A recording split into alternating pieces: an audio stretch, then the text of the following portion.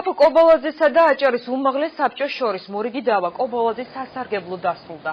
ათმის საქალაქო სასამართლოს მოსამართლე ეკატერინე ჯინჭველაშვილის გადაწყვეტილებით უმაღლესი საბჭოს საკონსტიტუციო და იურიდიულ საკითხთა კომისიის თავმჯდომარის ყოფილი თანაშემწე თანამდებობას დაუბრუნდება.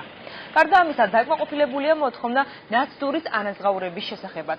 კობალაძე სასამართლოს გზით ერთხელ უკვე აღადგინეს სამსახურში.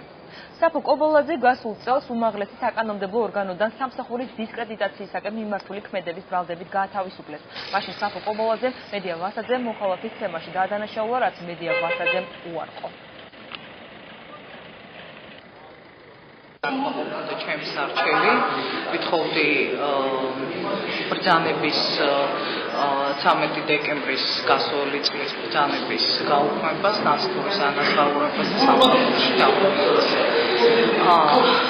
სასამართლო ქალბატონი ეკატერინე ჯინჭველაშვილი გახდათ მოსამართლე და აყოლა ჩემს არჩევი. ათმის საქალაქო სასამართლომ დღეს მიიღო გადაწყვეტილება დაკმაყოფილება სოფიო კობალაძის არჩევის სრულად.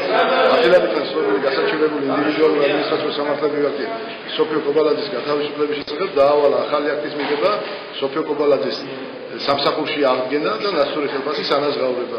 ამასთან უნდა ითქვას, რომ ეს უკვე მეორე სასამართლო პროცესია, ორჯერ გაათავისუფლეს სოფიო კობალაძე, ორივეჯერ მოვიგეთ პროცესი.